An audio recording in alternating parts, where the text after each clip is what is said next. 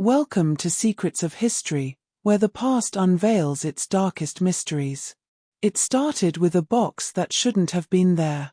Buried beneath yellowed quilts and forgotten photographs, tucked deep in the corner of my grandmother's attic, I found a stack of letters, 12 of them each sealed, each bearing a different name, yet all postmarked on the exact same day. The air in that room felt heavier once I saw the dates, as if the dust itself was holding its breath. The paper was brittle, edges curled with time, but the handwriting was sharp, deliberate, too careful to be casual. Each envelope carried my family name, addressed to people I'd never heard of, relatives no one had ever spoken about. At first, it felt like uncovering a small piece of history, something sentimental, maybe even sweet. But the more I looked, the stranger it became. Every stamp matched.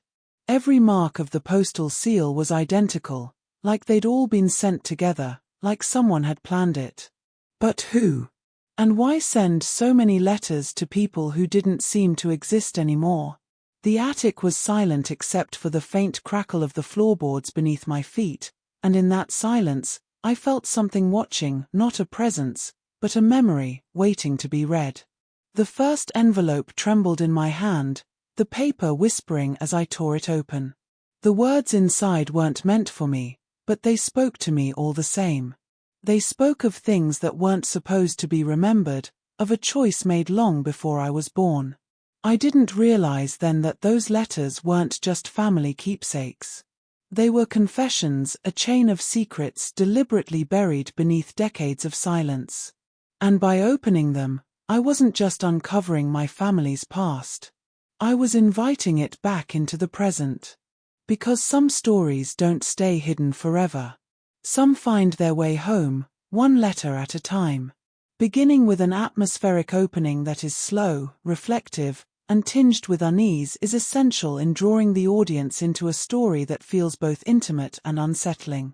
The introduction must immediately establish tone, not through shock or loudness, but through quiet tension that invites the listener to lean closer.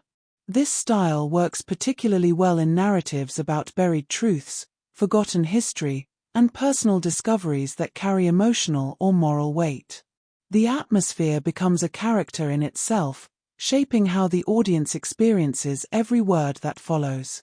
It must feel heavy with memory, as though the story is being unearthed from dust rather than simply told. In a story like Asterisk, every letter was sent on the same day, the family secret no one told me. Asterisk, the atmosphere should whisper of decay and nostalgia at the same time. It's not about fear in the traditional sense, but about discomfort wrapped in familiarity. The sound of an attic creaking, the faint smell of old paper, the golden light cutting through dust particles, all of these sensory details help immerse the listener in a world where time feels slow and fragile. The key is patience. The story shouldn't rush to reveal anything. Instead, it should linger on moments that make the audience feel suspended between curiosity and dread. The more carefully time stretches in the opening, the deeper the unease will sink. A reflective tone deepens the emotional weight of the scene. The narrator shouldn't sound frightened, but thoughtful, as though they're piecing together something that's haunted them for years. This reflective mood makes the audience feel safe enough to follow the story but tense enough to sense that something is off. It mimics the act of uncovering memory itself, slow, careful, hesitant. Reflection also allows the horror or mystery to feel rooted in something personal, which is essential in stories of family secrets or lost history. It blurs the line between past and present, suggesting that what's being told isn't just a recollection, but an experience still alive in the narrator's mind. Unease must thread through every detail like a shadow. It's not about stating that something feels wrong, it's about making the listener feel it without realizing why. The pacing, word choice, and rhythm should all contribute to that tension. Descriptions of silence, the sensation of being watched, or the faint echo of something forgotten are powerful because they trigger subconscious fear. The goal is to evoke rather than explain, to plant discomfort that grows as the story unfolds. A slow, reflective, and uneasy beginning doesn't just open the story, it sets the emotional trap, pulling the audience into a world where every quiet detail feels like a warning waiting to be understood. But what happens when a simple discovery begins to feel like a confrontation? When the names on those envelopes start to feel less like history, and more like accusations from a past that refuses to stay silent. Introducing the discovery of the letters in a personal yet mysterious tone allows the story to feel grounded in emotion while still wrapped in uncertainty. This balance between personal reflection and mystery draws the audience into a space where reality and fear intertwine. The narrator becomes not just a storyteller but a participant, someone who has stumbled upon something deeply intimate that was never meant to be found. The discovery must feel accidental yet fated, as though the letters waited for years in silence, patiently choosing their moment to resurface. This sense of inevitability transforms the simple act of finding old mail into a moment heavy with consequence. To achieve this effect, the tone should convey both curiosity and hesitation. The narrator might speak in measured sentences, their words carrying the weight of disbelief. The letters are not just physical objects, they are vessels of something forgotten, holding the voices of people who once lived and perhaps suffered. The personal tone gives the discovery authenticity, the trembling hands, the smell of dust and paper, the creak of the box being opened. These human details anchor the listener in the moment, making the unfolding mystery feel tangible. Yet beneath this realism, a quiet strangeness hums. Why were the letters hidden? Why were they all sent on the same day? The mystery must emerge naturally through observation, not exposition. In dark storytelling, personal discovery acts as a bridge between the mundane and the macabre. It gives the audience a reason to care before they have a reason to fear. The narrator's curiosity mirrors the viewer's own, creating a sense of shared investigation. Each detail uncovered becomes a step deeper into the unknown, but the personal tone keeps the story from feeling detached. Instead, it feels confessional, as if the narrator is speaking directly to the listener, reliving the moment with them. This intimacy makes the mystery more potent because it feels real, lived, and emotionally charged. The discovery scene should unfold slowly, emphasizing atmosphere over information. A single sound, the flap of an envelope, the whisper of paper, can hold more power than immediate revelation. The letters themselves must feel alive, pulsing with history, waiting to speak. The mysterious tone ensures that even before the contents are known, the audience senses danger in their existence. The narrator's words should suggest that opening them is not simply uncovering family history but disturbing something that wanted to remain silent. Through this delicate balance of personal emotion and looming mystery, the story transforms a simple find into the beginning of an unraveling, one that hints at truths too heavy for the present, waiting quietly within the folds of forgotten paper. Setting the physical scene in a story like this is crucial because it grounds the mystery in something tactile and familiar before the unease begins to grow. The setting should feel like a place frozen in time, an attic, a basement, or a forgotten room that carries the weight of years in its silence. Describing such a space is not just about location, it's about mood. Every sensory detail should work together to suggest that this is a place where memories linger and where something was deliberately left behind. The goal is to create an environment that mirrors the emotional state of the narrator, filled with dust, shadows, and quiet anticipation. The space becomes an extension of the secret itself, holding within it traces of everything that has been hidden. The atmosphere of the room should feel thick with nostalgia but tainted with something unsettling. Light filtering through cracked windows, the faint smell of mildew and old paper, the uneven groan of floorboards, all of these elements serve to slow the pacing and draw the listener into the stillness. The audience should be able to imagine the texture of the air, heavy and stale, as if it hasn't been disturbed in decades. This creates a psychological effect where the environment feels alive, almost aware of the intrusion. The listener senses that opening a box or touching a letter in this space isn't just an action, it's a violation of something sacred.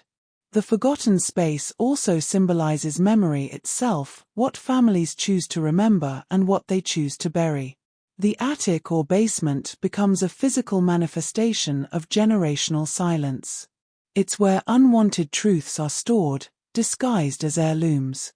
The boxes stacked in corners, the faint outlines of furniture under sheets, the forgotten smell of old seasons, all of these suggest that time has been standing still, waiting for someone to disturb it. The stillness of such a setting doesn't comfort, it suffocates. It invites the audience to feel the same hesitation the narrator does before they lift that first lid or unfold that first piece of paper. The setting must also build tension through contrast. It's quiet, yet the quiet feels wrong. It's empty, yet full of history. It's a place that once belonged to the living but now belongs to the echoes they left behind. This contrast creates unease without a single word of dialogue.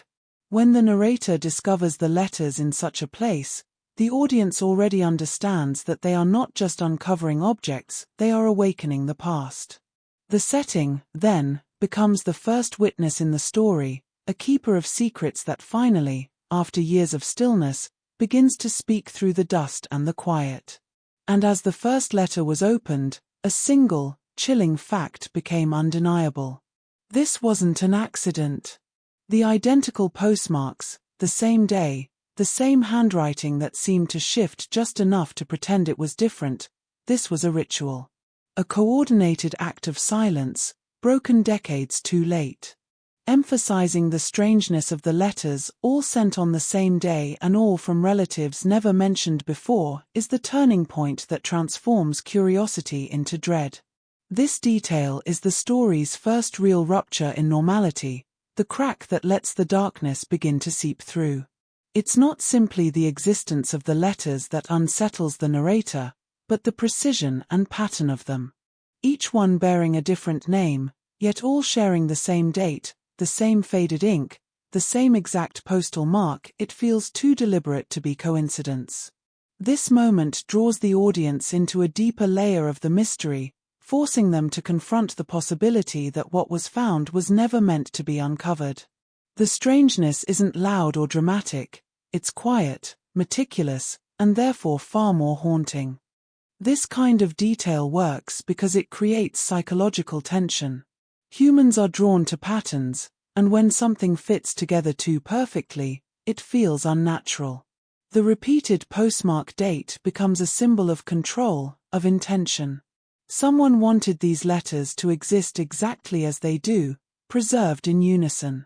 The listener begins to imagine unseen hands at work, a person or force carefully planning the mailing of each envelope. Was it an attempt to communicate, or to conceal? That ambiguity is what fuels the unease. It allows the story to occupy that grey space between logical explanation and something more sinister. The connection to relatives who were never spoken of adds another layer of discomfort.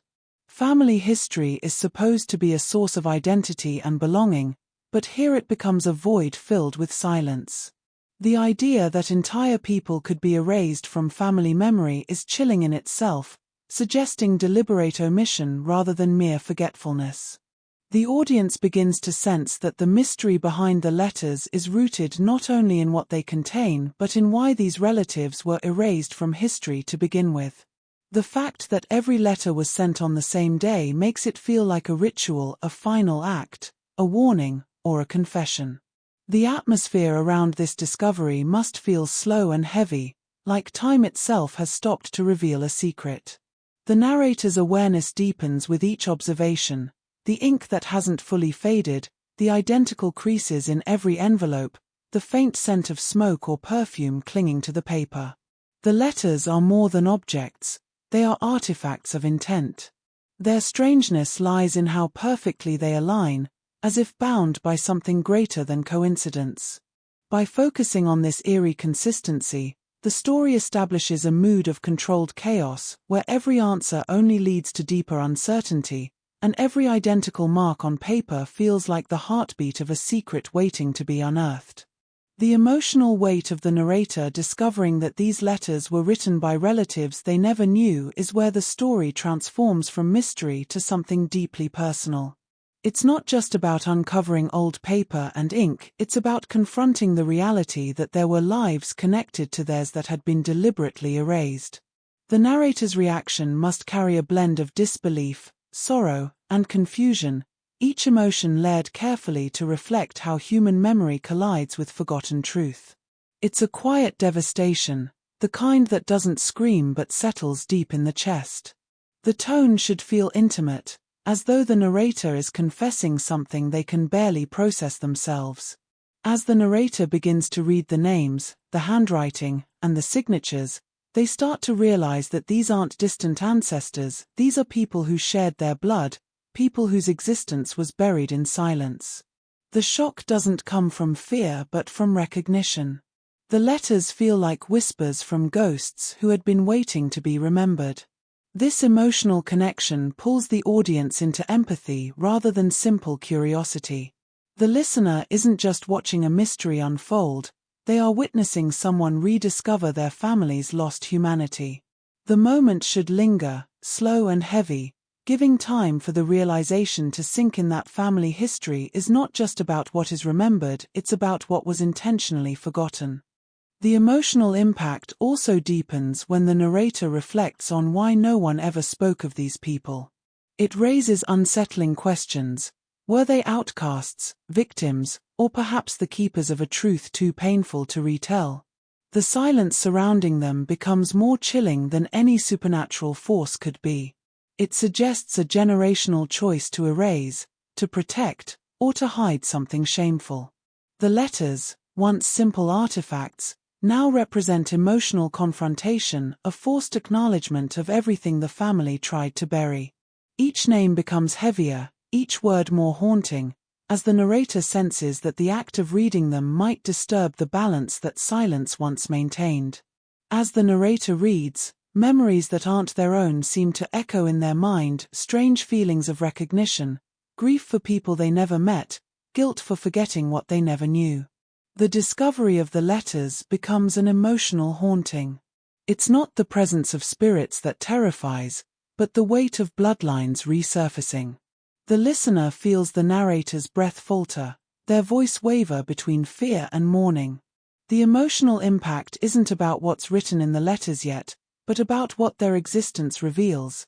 That family, even when forgotten, has a way of finding its way back through time, demanding to be seen, demanding to be remembered. But the letters were only the beginning. Because the words inside, they weren't just messages. They were echoes. And as I read them, the house began to change. The air grew colder. The silence began to feel less like an absence, and more like a presence, listening.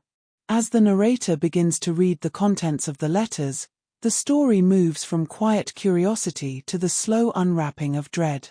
Each letter, fragile and aged, feels like a portal into a moment that should have remained sealed. The handwriting, uneven and hurried, seems to speak with urgency, as though the writers were racing against time to send a message that no one was meant to receive. What makes this sequence powerful isn't immediate revelation, but the gradual realization that the letters share something uncanny, the same phrasing, the same tone of desperation, the same unspoken warning that repeats like an echo. It's as if each writer was experiencing the same fear on the same day, writing from different places but bound by one event that connected them all. The tone of this part should be intimate but unsettling. The narrator's voice trembles between fascination and fear as they read line after line, trying to piece together a narrative that doesn't quite make sense.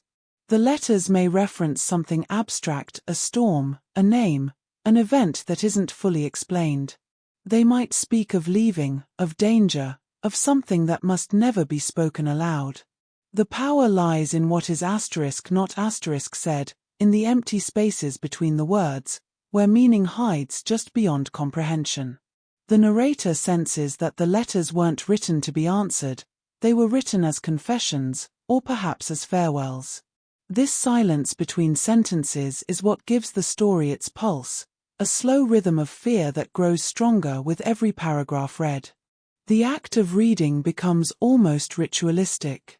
The narrator's fingers trace the same repeated words, the same signatures, until it begins to feel like the letters are mirroring each other. The handwriting shifts slightly, but the emotion behind it does not. There's a strange synchronicity to it all, too precise to dismiss as coincidence. Each line seems to respond to the one before it, as though the letters are part of a larger conversation conducted across distance and time. The repetition creates a pattern that is both mesmerizing and suffocating, pulling the narrator deeper into the hidden narrative their family tried to forget. Emotionally, this moment marks the transition from discovery to obsession. The narrator becomes haunted not by what is written, but by what might be missing. The realization that all 12 letters share a single heartbeat, the same fear disguised in different words, is what truly disturbs. It's not one person's panic, it's collective. It's generational. The narrator feels the boundary between themselves and these forgotten relatives begin to blur. Each word on the page feels heavier, more alive, as though the ink itself remembers. Reading becomes listening, and soon, the letters no longer feel like artifacts of the past, they feel like warnings meant for the present. The narrator's growing obsession with the letters marks the point where curiosity begins to corrode into fixation. What started as a discovery born of nostalgia slowly transforms into an unrelenting need to understand. Days pass in a haze of paper and ink, as the narrator reads and rereads each line, searching for meaning where none seems to exist. The letters start to dominate their thoughts, slipping into their dreams, echoing in the quiet moments of the day. The handwriting becomes a visual rhythm that their eyes can't escape. The scent of old paper lingers on their fingers long after they've put the letters away. It's as though the words have seeped into their skin. This isn't just intrigue anymore, it's possession through knowledge, the kind of pull that only secrets seem to have. As the narrator dives deeper, patterns begin to appear, repetitions in phrasing, strange similarities in tone, and even identical mistakes in spelling or grammar that shouldn't exist between letters supposedly written by different people. The more they study, the more the lines blur between coincidence and intent. They start mapping the letters, arranging them by date, location, and handwriting, creating a wall of clues that looks less like research and more like obsession. Every hour brings new questions that demand answers, yet each answer only leads to more uncertainty. The letters no longer feel like relics, they feel like living entities, shifting in meaning depending on the light, the hour, or the mood in which they are read. This descent into fixation also begins to warp the narrator's sense of reality.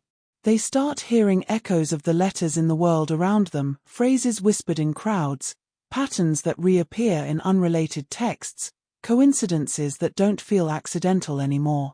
Sleep becomes restless, punctured by dreams of faces they've never seen but somehow recognize. The letters call to them in silence, promising truth but offering only fragments. The narrator becomes convinced that understanding the letters fully will unlock something vital, something their family never wanted to face. But that hunger for knowledge carries a cost. The more they dig, the more they sense that they are not the one uncovering the secret is uncovering them star.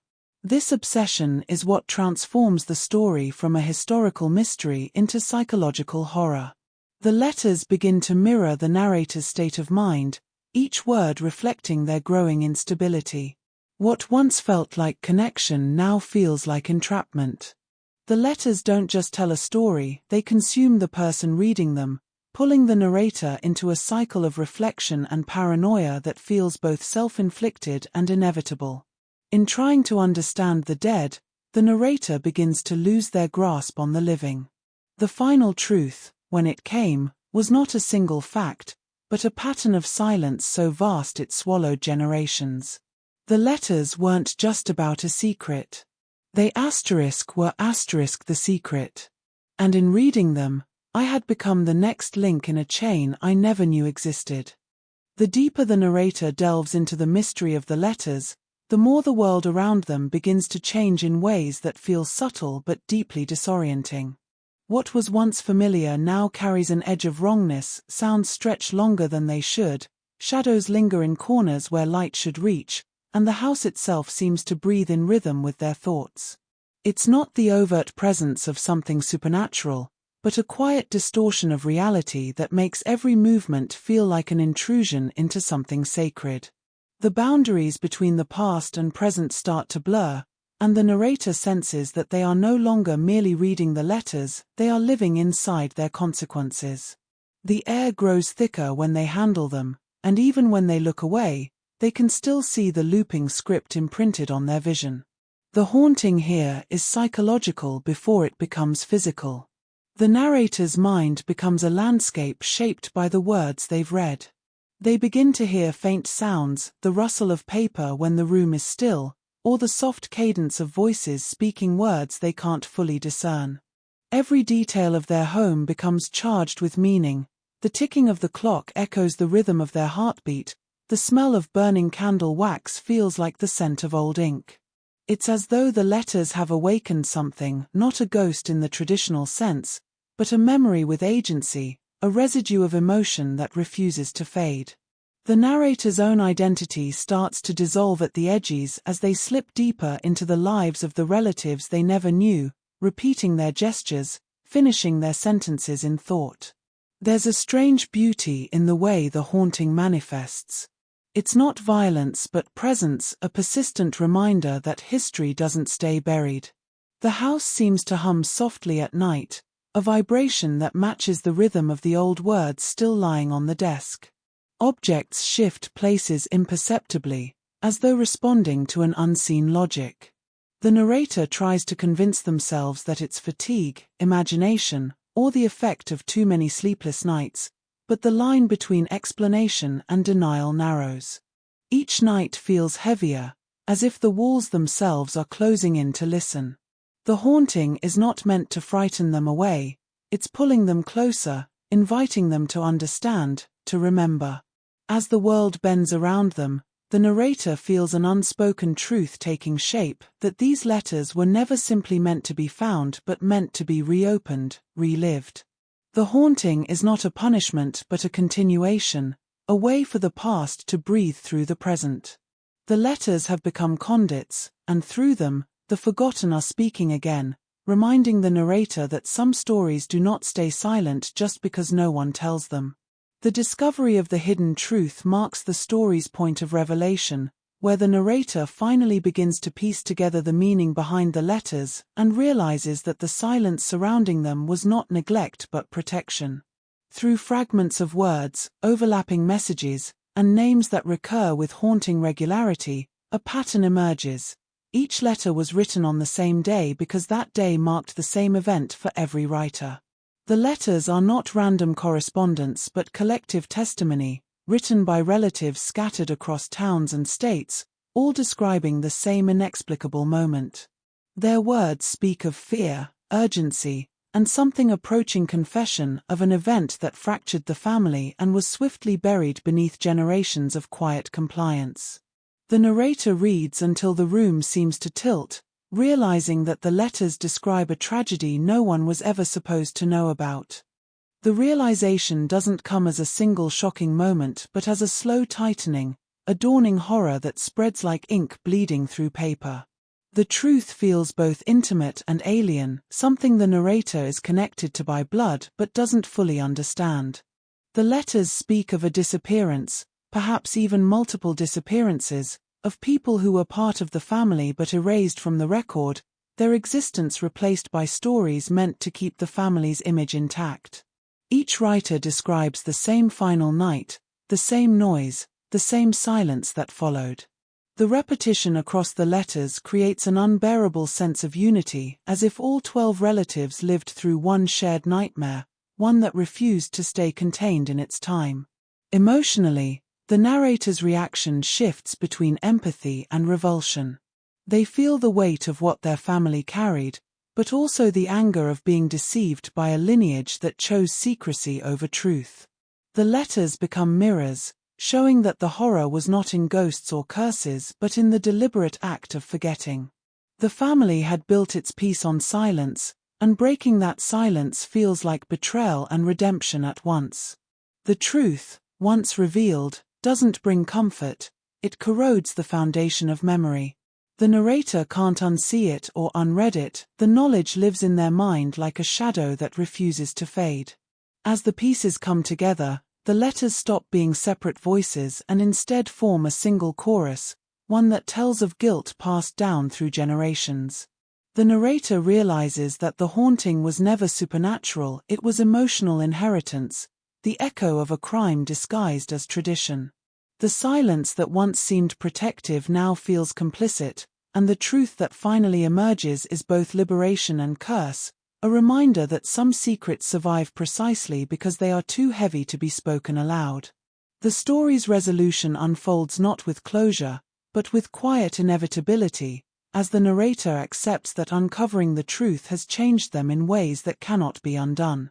The letters, once objects of curiosity, now rest like open wounds on the table, their paper yellowed, their words heavy with finality.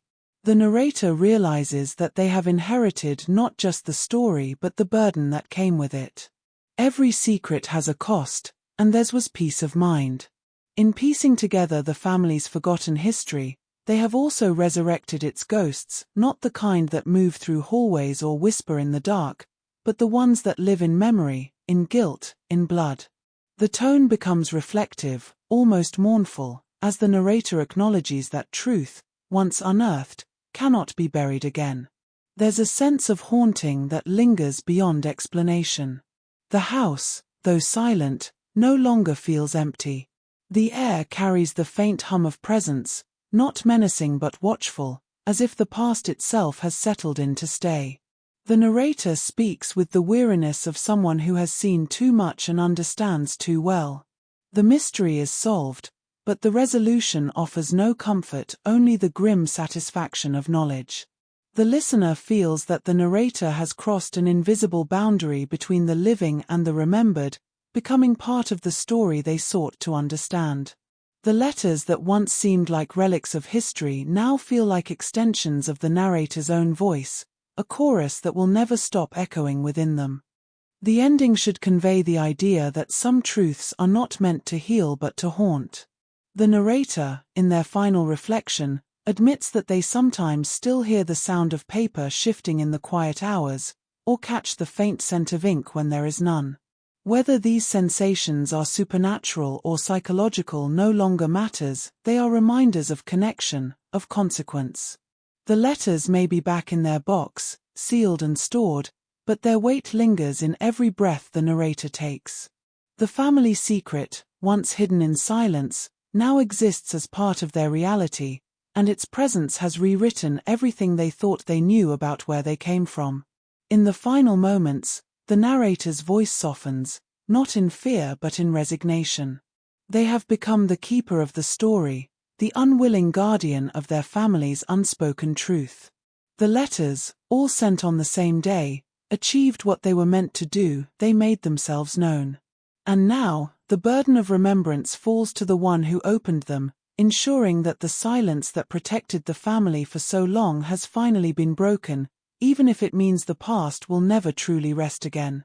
As the shadows of this unsolved mystery fade into the past, the secrets of history await you. Subscribe now to Secrets of History, and join us as we unearth more chilling tales from the abyss of time. Hit that bell icon, and let the past whisper its truths to you next time.